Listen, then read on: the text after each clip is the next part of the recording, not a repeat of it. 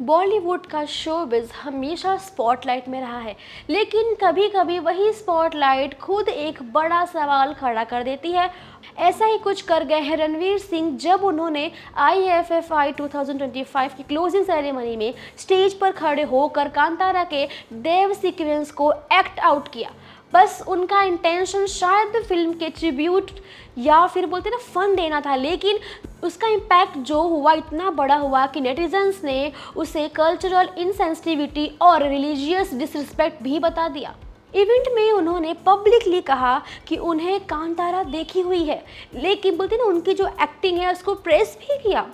लेकिन फिर जब क्लाइमेक्स दैवा पोजेशन सीन याद आया तो उन्होंने उस दैवा को कैजुअली फीमेल घोस्ट कहकर डिस्क्राइब किया और इस बोलते ना फिल्म के उस इंटेंस जुनून को जो मिमिक्री करने लगे, जो दिखाया गया उसको अलग ही दिखा दिया। बस जो एक्सप्रेशन थे और जो लाउड स्क्रीम था उसके साथ जैसे लोगों ने देखा उसको तो लोग उसको इंसल्ट मानने लगे, यानी जो फन समझ रहे थे पर कुछ लोग ऐसे थे जिसको लगा कि ये इंसल्ट है कुल मिला के। और यही सीन जब वीडियो ऑनलाइन आया तो पूरी तरह से आग लग गई। व्यूअर्स ने ट्वीट करना स्टार्ट कर दिया, डिसरिस्पेक्टफुल कल्चरल इंसेंसिटिविटी और वाई मोक्स बोलते ना काफ़ी चीज़ें सुनने मिली। लोगों ने मतलब भद्दे कमेंट किए। कुछ व्यूअर्स डायरेक्टली कह रहे हैं कि उन्होंने दैवा डिवोशन और ट्राइबल फेथ को इंसल्ट किया, जो सिर्फ कनाडा और कोस्टल कांतारा का ही नहीं बल्कि एक इंडिया के ना कल्चर में आता है, उसका हिस्सा है।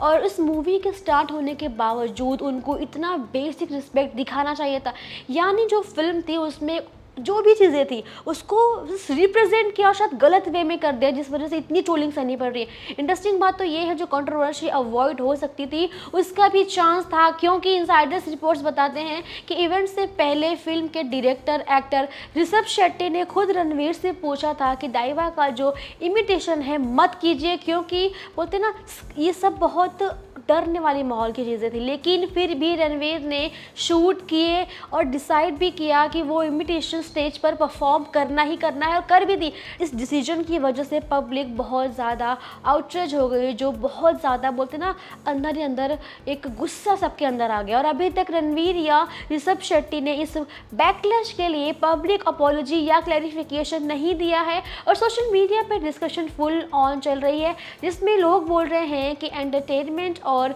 ह्यूमर की लिमिट होनी चाहिए जब बात रिलीजियस सेंटिमेंट्स और कल्चर रिस्पेक्ट की हो। यानी सोचो एक परफॉर्मेंस और कंट्रोवर्सी एकदम पीक पे। वेल दोस्तों, आपको क्या लगता है उनकी इस परफॉर्मेंस को देख के? आपके रेकमेंड में बताइए। वीडियो पसंद आई हो तो लाइक करें, शेयर करें, सब्सक्राइब करना ना भूलें बॉलीवुड दर्शन को।